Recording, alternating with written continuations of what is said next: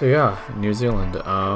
So this was the race between me and GTB, and New Zealand was kind of not great.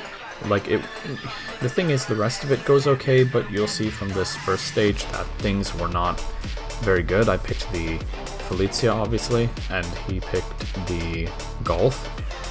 And each car, I think, has its own strengths. We're not really sure about which car is better. We kind of have this theory that the Felicia is better for most players, but if you can really like lock in and super get a feel for it, the Golf is probably a little bit quicker. Our theory is that the Felicia has a little bit more straight line, like top end, but the Golf has a bit more like mid end. And the Felicia also has a bit of an advantage in handling, which isn't super useful for New Zealand. It's going to be more useful later on. But here, the cars are pretty matched, I think. Perhaps the Golf has a slight edge. I'm not really sure how it is when it comes to the raining stages, but for this first stage, like you'll see, things were going okay, and then, well, there's a skip here, kind of like a skip where you go up a hill, and it didn't go so well. Yeah. So, for whatever reason, like, I swear I practiced this many times, and the car just didn't turn. It just didn't turn, and I hit the tree going up the slope there, and I crashed. And there's not much you can do. The car takes a lot of damage whenever it rolls like this. Basically, you do not want to roll in this game. Like, otherwise, the car damage is pretty manageable. If you're hurting the sides or the back or whatever, it's manageable. But if you roll over like this, it's huge. Like, you get damage to pretty much everything, like your engine, your transmission, your suspensions, everything. So as a result, I lose a lot of time during this, especially the first stage. The car, we're basically on an uphill battle from this point onwards. And because GTB does not make this mistake, he'll pretty much be up for this stage. And he will also be up for the remainder of it. But there's like, yeah. For this first stage, not a great start, rather poor start. But yeah. Then for stage 2, things were pretty normal. The car looks fine. The thing about CMR 1 is that when you take damage, like damage to the car, the body seems to be like it fixes itself, like mostly, at least like a good extent. But the damage is still there. It's very much still there. And I do not believe there's any kind of auto repairing going on in the game, so I didn't repair the car because I don't think it was worth it. I would just keep going with a bit of a sort of like a wrecked mess. But the stage itself went okay. I don't think there were too many real mistakes, maybe some minor things here and there, but mostly some of the difficult corners, like the one coming up here, is it went okay. Like, this is probably the tough corner, this this climbing left-handing turn. It's probably one of the hardest corners. It looks like you think you can go faster through there, but you really have to slow down or you will crash. Then we come up to this, like, what is this, like this construction area? I guess that's what it is. Like a construction site thing. A lot of gravel. You want to stay out of the gravel. You really want to stay out of the gravel. There's no point sticking yourself into it. It doesn't help in the corners. I had a theory where if you sort of hug the inside, it will sort of slow you down and kind of pull you into the corner, and it gives you like better, like basically means you need to turn less, but I don't think that's the case at all. I think you want to stay out of it. You can kind of go into it a little bit if it's like a straight line, but for exits you really want to stay out of the gravel. And then this part of the stage is actually quite difficult. I feel like this post gravel section, it's kind of fast. There's a couple of corners that will really catch you off if you don't know what you're doing, and you will fly off. And there's there's cliffs, and these cliffs are, you don't really want to ramp up them. Like, it's better to kind of be a little bit slow through here, and then this later section of the stage is a little bit quicker. You can kind of go sort of fast. A lot of the corners are flat out, or at least lifting corners. You can take like 6th gear through them. It's pretty good. Yeah. Yeah. So that's pretty much the stage. It's a pretty straightforward one. A lot of left-rights. Rather fast stage. Faster than the first stage. and then it ends with a hairpin turn at the end, which you kind of need to get right, and if you don't, it's not a huge deal, but it's best to kind of go a little bit slower. Throw the car in, because physics kind of allow you to do this. So you throw the car in, and then that's pretty much the end of the stage. But a lot of the corners are quite fast typically, above 70 miles an hour. And yeah, like you can see that me and him are taking these corners are at about the same speed. Felicia might be a little bit faster, but it's pretty evenly matched, I think. And it's basically my damaged car that slows me down here, so. And then for the final stage, it's a wet stage. It doesn't really look like it's raining. It could just be the wet ground. You have to switch to the wet tires when driving this stage. And this stage went pretty good, actually. It's typically quite the barrier if you're playing this game and you're kind of derusting. You sort of have to switch gears in your mind. And basically just realize you're driving on the surface is kind of bad. I think the Felicia definitely has an advantage here in terms of grip for sure. I think it deals with this bad terrain, this low grip stuff very like it. I think it's better. It just handles this terrain better. It's better at the low speed. I think low speed cornering is good for the Felicia. But and the driving is pretty solid from both of us, I think. There's a couple of skips in this place. This is a nasty corner. You don't want to go wide there and go over the mini hill or whatever. That's not good. Going a little bit wide is okay. There's a grassy section later on. It's not too bad. Yeah, it's not too bad. It's a short section that sort of just breaks up the forests and the cliffs. And going a little bit off here is kind of okay. The grass, the terrain for the grass, like the grip, isn't too bad. And overall this section goes okay. It's not too difficult to scoot up. There's some fences you can crash into, but it's pretty unlikely. The car is manageable through here, so it's not too bad or anything like that. Mostly sharp corners. There's a little bit of a cut here. You go through the bushes instead of going on this chicane bit. It's easy to get caught. There's a bit of geometry there that if you get caught, it kind of throws your car sideways a little bit, and you kind of want to avoid that. It's not good. And overall, the rest of the stage is pretty good. It's mostly foresty. You should probably be taking these corners a little bit slower than you think. There's a lot of sweeping corners, a lot of sweeping lefts and rights that they kind of tie in towards the end of those corners, and you have to be worried about that. Just be careful. Yeah. There's a small skip here. I would say small, but it's probably one of the biggest skips in the game. And basically, yeah, it's coming up pretty soon. And yeah, so these a lot of these corners are pretty fast. You just got to be worried about the grip. You can always brake. Engine braking works in this game, so that's an option basically as well. This is a bit of a corner. You can kind of go on the outside of that tree if you're missing it. It's not too big of a loss, so that's an option. This here is the skip. Both of us managed to do it pretty well, actually. So yeah, that's a skip that's worth doing. For a long time, we weren't sure if that was actually worth doing, but we found out that because you can exit it quite well, you can enter and exit the skip quite well, it's totally worth doing, and it saves you. I'm not really sure, maybe a second or two, but it's definitely worth doing. Hitting the trees is not going to happen. Typically, when you do, just kind of slide off of them, so it's not really a problem, basically. And we both finished the stage quite well. We were pretty neck and neck here, and New Zealand is done, with me being down quite a bit because of the first stage, really.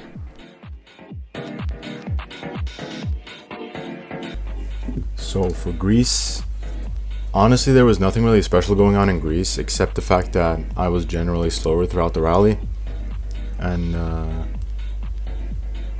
rally was pretty much it's known as one of the easiest ones. The pace difference of the cars were really apparent when we were going through the corners. It seemed like Joe was getting better exits and more speed through a lot of the corners, mostly. As you can see here, it's basically... I'd say the start of Greece 1 was not that far off. If anything, I was a little ahead by the start. But eventually I started falling behind in stage 1. And I'm pretty sure he finished before me on this one. In the end, yeah, he hit this checkpoint about 5 seconds before me, or 3. which is kind of a lot. And I think it's mostly the car, to be honest, but it could also be driving as well. I mean, I didn't practice that much for Greece because I figured it would be an easy rally. Again, not much margin. We were already pretty close to Brad to begin with, I thought, which we weren't. But at the end of the day, this rally was not really something special. No one really gained or lost a huge amount of time in this rally. And it kind of seemed like most of it was down to driving, of course. There are really no skips in Greece as well. And the gearbox choice was mostly basic, so the setups were basic. It was just normal gearbox. And that's it, pretty much. No tire changes, no nothing. Also, one thing to point out is that the hairpins were able to be done a lot faster in the Skoda, probably because of the weight or the grip advantage. I'm not sure which one, but in low grip conditions and hairpins, the Felicia seems to be a lot faster in a lot of different rallies, especially Sweden actually, since Sweden's low grip stuff is much better traversed than the Fabia. Is it Fabia? No, I don't even remember. The Felicia, yeah. And general summary of the stage: strong for his stage, weak for mine, to be honest. And the time difference ended up being somewhere in the region of 3 to 4 seconds, I think. Let's see.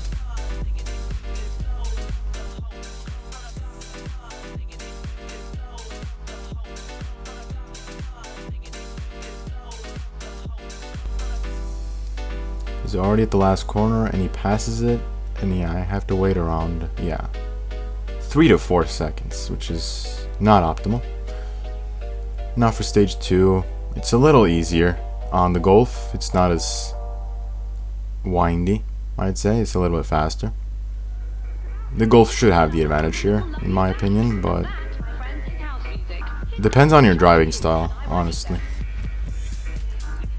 I think I would still go a bit faster in the Skoda, probably. And the way I seem to take that corner, like the new skip I found, I don't think it's any faster as well. Pretty sure I lost time on that.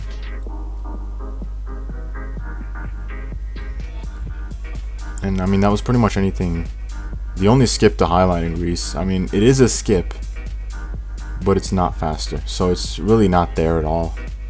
So Greece really does have practically 0 skips. Maybe 1 if you count that one, and the very small one that's going to come up later. But it's quite simple. Just keep it at that. The roads are wide, the grip is good, and when you get the car in its own element, it's like you're going through nothing. Just about preserving momentum and not losing too much speed in the windy corners. And the fast ones as well, of course. Some tight hairpins, some few and far between as well.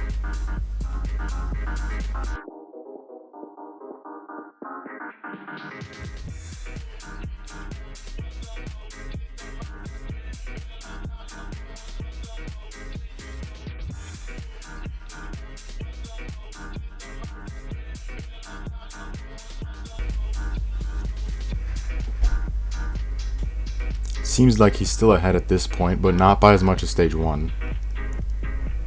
Only about 2 seconds, 3 seconds, something like that. The end of the stage I don't think is going to be very different, to be honest. And I did mess up that last corner. Yeah, that distance has grown since then to about 3 seconds now. If you can look at the splits. I mean, the splits are not constant. However, they are pretty decent indicators, I'd say. And if you notice, the timers are a little bit off as well, because the IGTs are skewed for some reason. That gap eventually grew in the end, actually. Again. Now stage 3 is a stage I don't really like, to be honest. It's not probably my least favorite in Greece, and I would assume I lost a decent chunk of time in this stage as well. Didn't go too well for me because of the... I mean, I'd like to say the different handling in the Golf, but really nothing special to commentate about that. The cars are different, they handle different, they do certain parts of the circuit a bit different. And the main goal is to actually not hit the walls, but for some reason I didn't get the memo for some reason. So I'm keeping close to the walls. And that's completely pointless because the grip is reduced on those parts and you lose speed. You should keep the road most of the time, which I'm not adhering to at all. Pretty sure this stage was close though. Yeah, as we see here, the start of the lap is relatively close. The ending times I think are going to be within 2 or 1 seconds. I'm pretty sure also that he might be ahead for Greece. Not really sure though.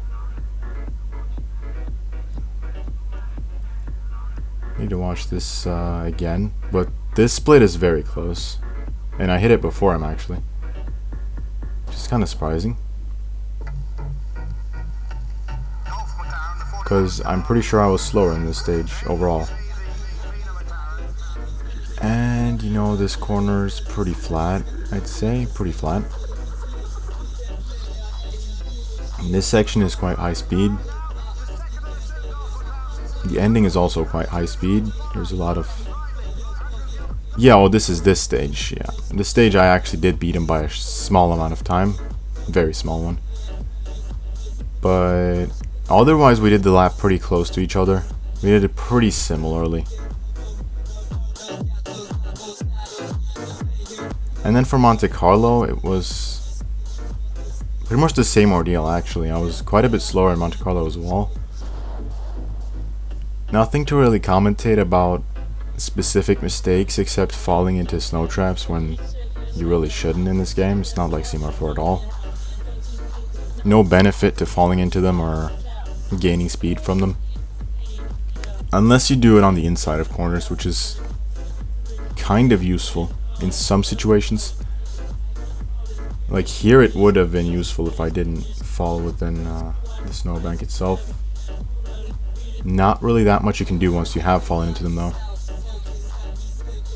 And as for this stage, yeah, I do hit this, which is kind of a mistake. But I'm pretty sure it's gone smoother than it ever has, in my opinion. Like, I don't recall ever doing Monte Carlo 1 this smoothly. Might have been taking it too safe, or just risk averse, honestly. Could have done it a little bit faster if I were to use the most out of the corners, but I mean, again, I still fall into the snow traps, so there's a certain capacity of my pace, honestly. And with this car, it's actually inherently slower. Pretty sure it's inherently slower on this stage as well, because of the low grip conditions in this stage. This stage in particular has, I think, the lowest grip out of them all, and it's the longest by far in Monte Carlo. You're going to be seeing a big time difference either way, pretty sure. Nothing to write home about, honestly. He pretty much clawed back all of the time that he lost in New Zealand from this rally, maybe.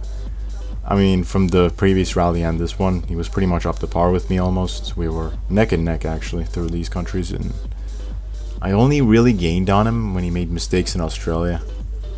And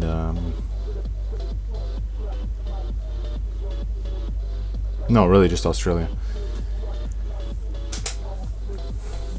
And maybe, yeah, Sweden last stage, he did also make a kind of a big mess up as well. But overall it was a very, very close race, so I'm really gonna have to I had to take all the time that I could to get ahead of him in the end, of course. Seemed like something difficult, but ended up not being a problem at all in the end. When the times got synced up, was still ahead. Not by as much, but the driving, I'd say his was generally better. I was more consistent, probably in the fact that I really took a calm approach to this. I didn't want to risk too much. I was risk averse. I was calm. I was steady. And I pretty much made 0 mistakes the entire run, except that one in Corsica 2. No. Oh, it's going to come up. Monte Carlo 2. And I was actually faster through this stage, which is quite surprising to me. By about 4 seconds as well. Or 3. That's kind of shocking to me, honestly. I thought I was slower in Monte Carlo, but yeah. I mean, this calm approach to Monte Carlo might have paid off for me. 3:18 is not actually that bad of a time as well. Even though I did fall into like 2 snowbanks. 3:18 is still probably my PB in that stage of all time. And that wall ride could have been the end of me if I hit it a little bit harder. I think I would have bailed. And the gear shifts and the hairpins really do make a difference. If you see how much time I gained there, that's kind of ridiculous, honestly. I never knew you could gain that much time from just gearing differently. And probably also the Golf's acceleration is better. Even though it's really not. In certain conditions it can be a lot better to use the Golf. Maybe this is one of those cases. We've really not figured out what parts the Golf is faster. Seems to be the straight line that is a little bit higher. Like the top end is a little bit better on the Golf. However, the Felicia has better grip through the corners. Maybe the low speeds also for the Golf. I'm not really sure though. It does seem like they're very close in a lot of aspects except the acceleration, which is not even really close. But if you're able to keep more speed in the Felicia, that completely negates the issue of the Felicia being the slower accelerating car. So depending on your driving style, the Felicia could, in theory, be faster in some conditions. But I think in certain countries there's no debate. Like Australia. No, Australia is close too. I'm not sure actually. You would have to drive really well in the Golf. The Golf has a higher ceiling, I'd say though. And this skip as well is like, it's very tiny. But there's a skip coming up later that is,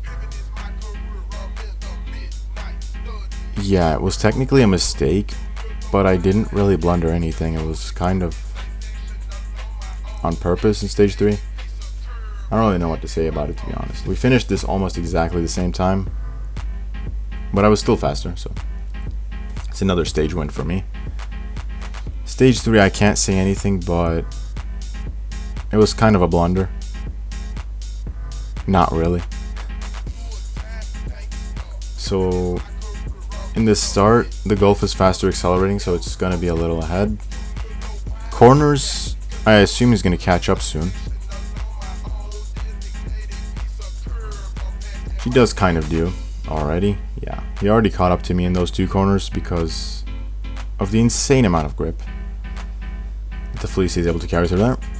This stage might be the strongest one for the Felicia. However, if I didn't make that one mistake, I would probably maybe win the stage. Yeah, I probably would, honestly. Because this part's also faster with the Golf. Most likely.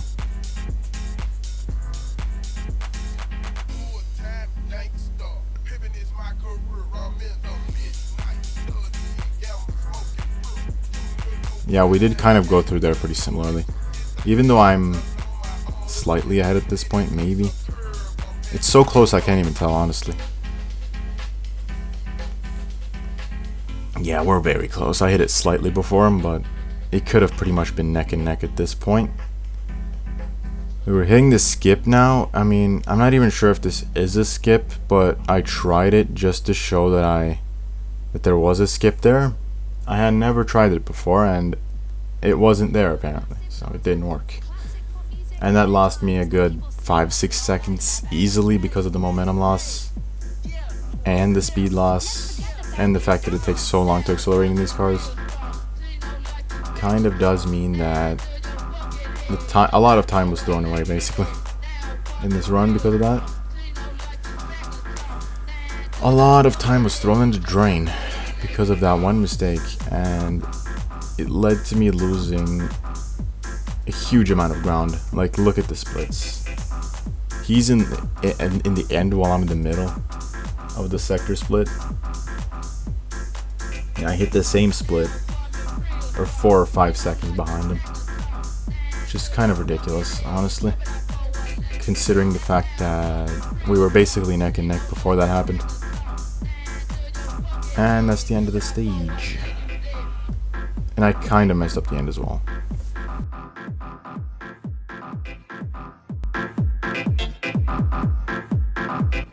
So Australia was kind of a mixed bag, shall we say.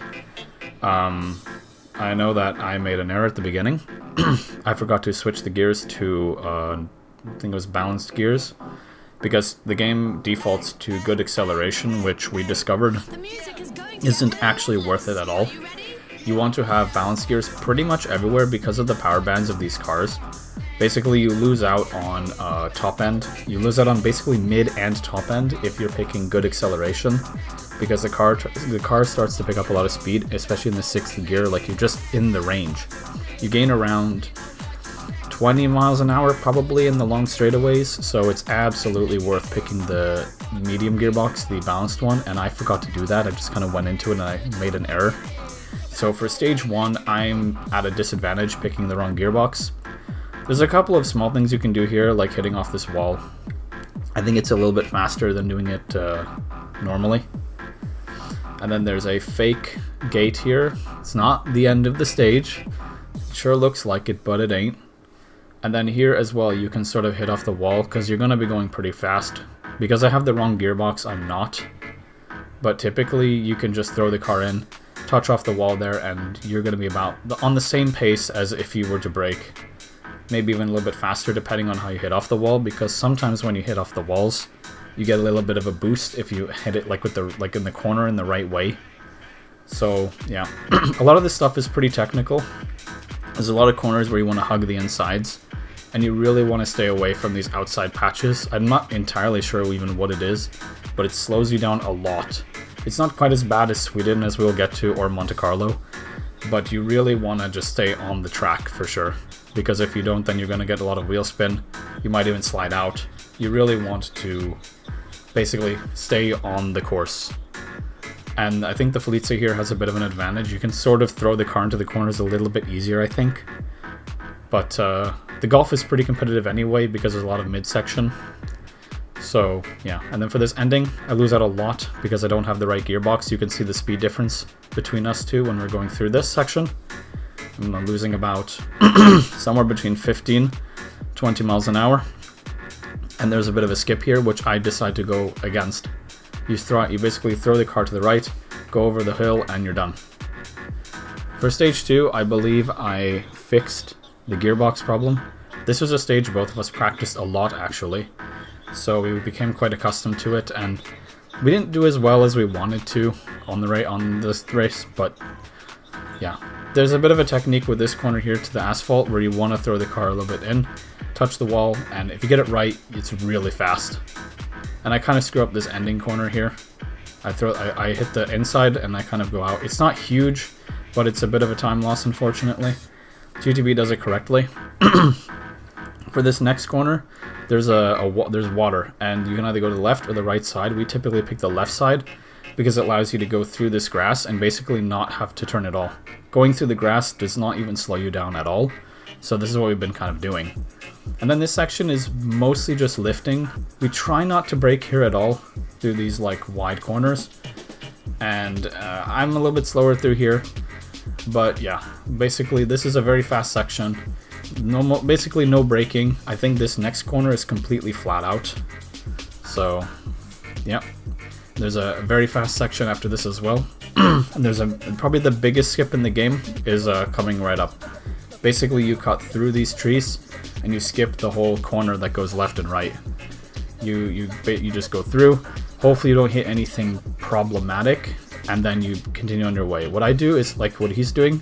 We both use the bush to slow down. I use a different bush to slow down, and I hit off the tree here, and then I go.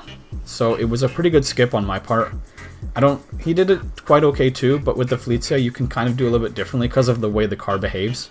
I think it behaves when hitting objects a little bit differently than the Golf does, and I think it's a little bit more forgiving as well. This whole section is very fast.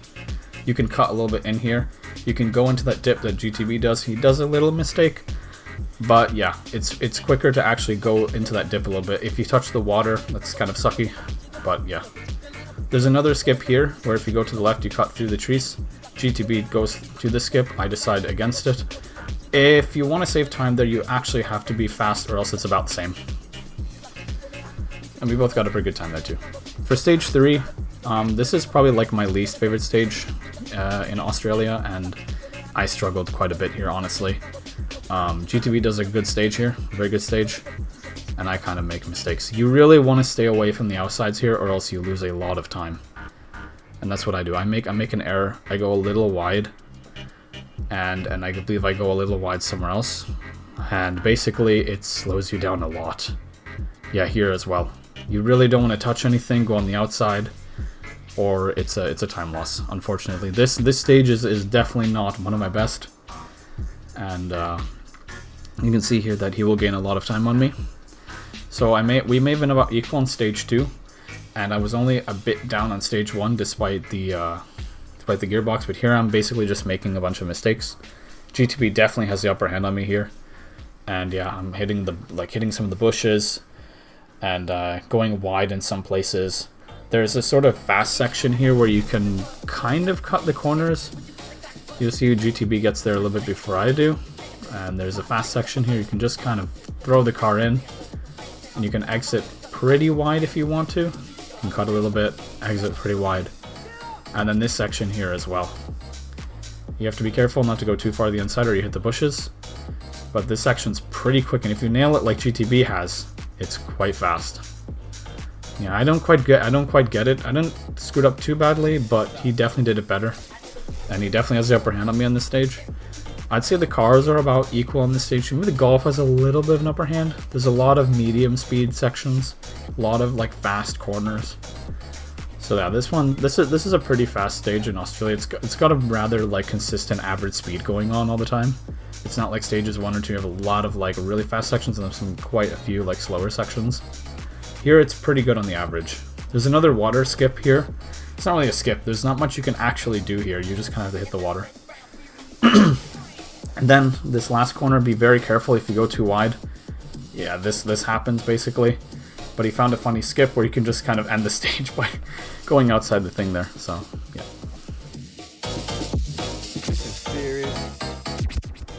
Now time for Sweden. And Sweden's kind of the difficult one for sure. Like this one throws off a lot of new players, and even, you know, I can still throw you off even if you're good, because you kind of have to prepare yourself for this. It's very low grip. And you start off with an ice stage, which probably is the most grueling stage in Novice. It's a purely ice track. You don't want to go out at all. You do want to stay within the snowbounds. The snowbounds are extremely deadly in this game, so you want to stay clear of them. Hug the track. Maybe even stay in the middle of the track, because if you go on the outside, you lose a lot. I think the Felicia definitely has an advantage here. Like I said, it's good for like the low grip, slow corners, and the Golf is kind of, it's fine. You can keep up, but I think the Felicia is definitely the easier car to drive around here. And yeah, I do quite a good job. I think G2 makes a couple of mistakes in this stage, so this one I clearly have the upper hand, which that's fine. And yeah, but this is a tough stage. It's a very long stage, one of the longest, and one of the toughest, unfortunately. Yeah, if you want to learn this route, if you want to play the novice category or any category, you really have to learn this stage. You have to learn the Sweden stages, because the AI, if you're really struggling, the AI will have the upper hand on you, and you can lose your run right here, basically because you don't finish in time. So you really have to learn how to navigate the ice very well, and you kind of have to endure it as well. So it's basically high concentration driving. Like, you really have to focus when you're driving. You have to be locked in and just focus on the road and make sure you don't make mistakes. You can do a lot of gear manipulation here. If you're driving on manual, basically the ice is kind of like invalid in a way. You can pick whatever gear you want and you can shift up and down because the grip, like the acceleration remains about the same. You're basically just sliding. You're constantly wheel spinning. So that's what that's like. You can pick your gear. Engine braking doesn't really work because of how the grip is here. You just have to slow down a lot. Engine braking works a little bit, but I wouldn't rely on it. I would really just, I think it's better to keep like a good medium speed rather than slamming on the brakes all the time. Try to lift a little bit more often than you brake. But this went pretty well, at least for me. It wasn't a PB or anything. PB is like I think it was like a 333, I believe is my PB or something. It's pretty decent. 334 perhaps, I'm not sure, one of these two. But this stage went quite well. It's really all about making the least mistakes as possible.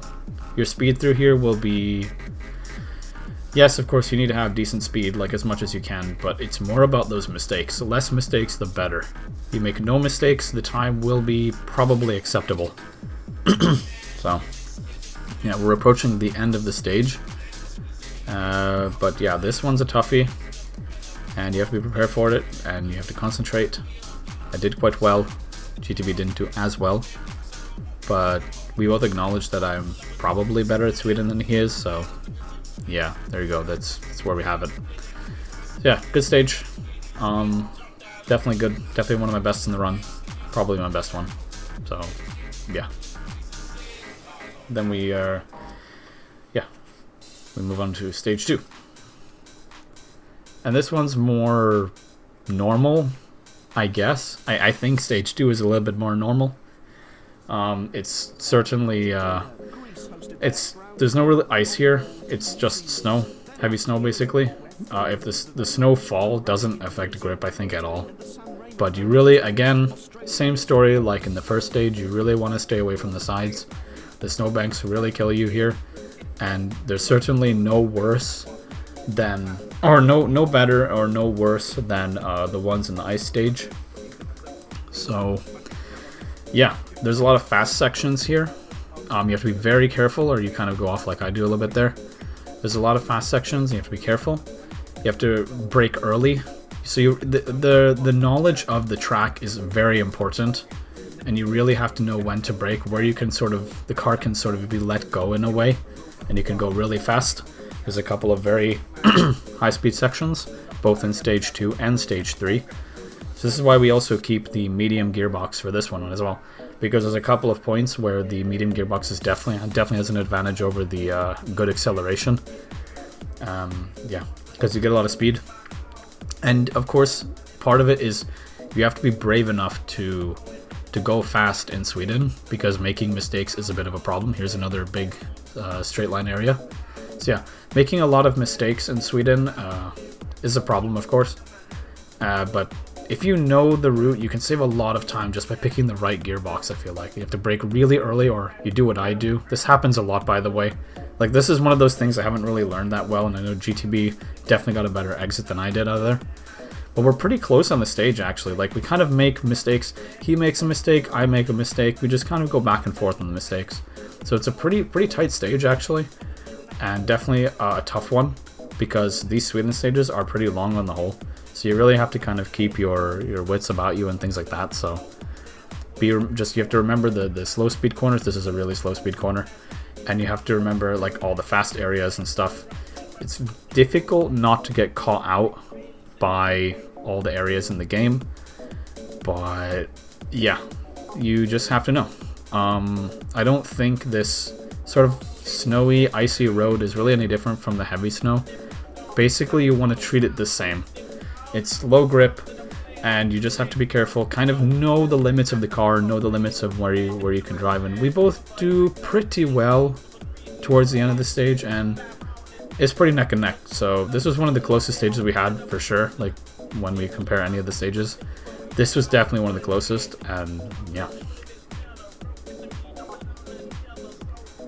Then for stage 3, this one is the first stage in which we kind of discovered, well, I say we, but Brad discovered, about the medium gearbox sort of thing, where you have a very good straight line section that takes up maybe about like a third, a quarter, a third, or something like around that area of the stage, where you just go flat out. And this is where the better gearbox will really help, but you have to be very brave. It's worth the practice to learn the stage, learn how the straight line kind of weaves, because it's not a perfectly straight line. I make a mistake here, and he goes past. I think he makes a little bit of a mistake later on. Yeah, he makes a little bit of a mistake here, and then we're kind of close again. So it was a pretty close stage right up until the end, which we'll get to. But yeah, so this is a little bit of a difficult stage. I feel like some of the corners are definitely worse than they appear, and you really have to learn this. Like a lot of tight corners, and if you get bad exits, then yeah, you kind of lose out. So yeah, but this one's pretty good. We both do. It's pretty close. That's the thing. Sweden was pretty close. It's just unfortunate at the end here where it's not so close anymore. You'll discover. Here's the straight line part, where you just kind of go. Just believe in the car, full gas. You're going to be doing 120, maybe even 130 miles an hour through here, and then you need to know where to brake. He makes a little bit of an error on the straight line. I touched the thing a little bit, not too bad. But yeah, we make it closer to the end here. You have to know where to brake. If you make a mistake here, it will cost you a lot of time. So you really need to know this braking. And I do an okay job. He does a little bit better than me. Gets a better exit. And then we keep going. So yeah, big portion of the stage is this straight line section. And then you have the last minute or so down going through here. Last minute or so if you don't make an error, which we'll get to. But yeah, so we're basically pretty close here. Fairly technical stage, very similar to stage 2. A lot of Sweden stage 3 is very similar to stage 2. A lot of lower speed corners, sort of in the 60 to 70 mile an hour range. And if you exclude the sort of the high speed section, yeah, mostly similar. You practice one, you can practice the other. Some corners definitely catch you out. This one caught us both out quite a bit.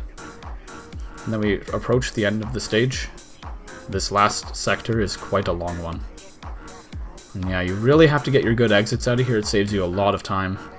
Gearing is not super important, but the exits are super important because of the low grip. The acceleration is just poor. And here's the last corner where I make a big mistake. So yeah, basically it's a fast corner, and if you nail it, it will save you a lot of time. But if you do like me, and you make an error, it costs you plenty of time too. So, on to Corsica, the shortest rally in this game by a pretty large margin, I think. 2 of the stages are very, very short, including this one. 1 and 2 is, I think in actuality, they are the shortest 2 stages in the game. One of them is less than 2 minutes long, which is kind of really short. Very, very short. And the third one is medium to long, but in total I think it's the shortest one. So in Corsica, how it went alright for both of us. I'm pretty sure he went there faster in total, but 1 and 2 are very close. 3 not so much.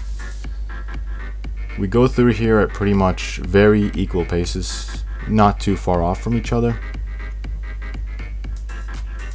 Most of the corners are done better with the Felicia, but you are able to accelerate faster out of them with the Golf, so they kind of equalize even though I get worse corners. And in tarmac, I'd say they have the biggest difference. I mean, either tarmac or snow, because the tarmac physics of the Felicia are a lot less oversteery and slidey. It's kind of like you are able to preserve your speed in a much more easy manner than the Golf. It's not easy to preserve your speed in the Golf whatsoever. Because as you can see, the speed that it's able to carry is a lot faster than the Golf, even though my lines are not that different from his. We're putting in this very similar angles into the corners. I'd say, yeah, the Golf definitely No, it doesn't really have the advantage in the hairpins here because the Felicia is able to pick up traction quicker, and I lose about 2 or 3 seconds there, 2.5 I think. And stage 2 is kind of the same story, except it's a little closer. Felicia has more speed to the corners. I keep less speed while accelerating faster, yet we still get a very similar time in the end. Because the weaknesses and the strengths are not really that big and they balance each other out pretty nicely. It's a minor difference. Most it can make is in Sweden. Here it doesn't really make that big of a difference. Optimal laps for both cars are pretty close. And I managed to get the double cam glitch there, which is exceptionally rare. Camera bugged out on me twice in a row, which is unheard of actually. I've never heard of it that happen ever. You gotta make sure to take these corners with a little bit of carefulness, but I didn't care about that apparently because I was wall riding the entire way through, which is not really good in any way. You're not supposed to wall ride there unless you're feeling lucky basically, and I was feeling lucky and it worked. Very risky though. I could have lost all the time, but apparently I'm fine.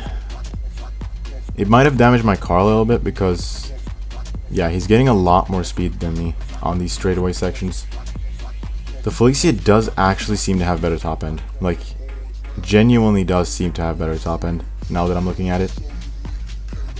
Which is very surprising because the Golf has more power. But it was still extremely close. But he won. And Corsica 3 is not really close at all. Even though I didn't think I put in that bad of a lap. Could have gone a lot better, but it could have also gone a lot worse. Like, if I hit this thing in the inside, it would have completely derailed me. Thankfully, none of us hit it. There's also this chicane here that's supposed to... It's a kind of a noob killer. It's very easy to catch that and lose a lot of time. And Felicia does seem to have the edge on in the exits as well of that. Even though it had a slower entry, it did seem to pick up more of speed at the exit. And this part for me was pretty clean up until the middle part where I lost a bit of time to the Felicia. This part was actually a little bit faster. Surprisingly enough, I wasn't really losing that much time in the middle part either. This is a pretty close lap, except the end I think was a bit sloppy. If anything, the end was a bit sloppy. The rest was quite clean. And now we're almost on par with each other, but I have to brake a lot more for some of these corners because it's harder to keep the speed. The hairpin, he's already quite a bit ahead of me actually. You can already see he's hit the house and yeah, it's like 1.5 already, I'd say. This part is thankfully not that difficult. So what comes at the end, that's pretty much what could also be a run killer, which is pretty sad because it's at the end of the last stage. This part can also be a run killer, and it almost was for me. I almost got the weird physics to screw me over, but it didn't happen, thankfully. And I am way behind at this point. I'm not even at the bridge, and for some reason I've done a stupid mistake that has lost me a significant amount of time. And actually, looking at it now, he actually has a green split, which is insane because you're not supposed to get a green split there normally. That's pretty insane. I never noticed that. Now for the last corner we go through, it's pretty simple. He did seem to mess it up slightly, but that's really no problem. He still gained about 4 or something seconds on me. Not that bad. I'm still happy with the race and seemed like it was a good event. Pretty happy with that. And I still won the race in the end, so it's not really consequential.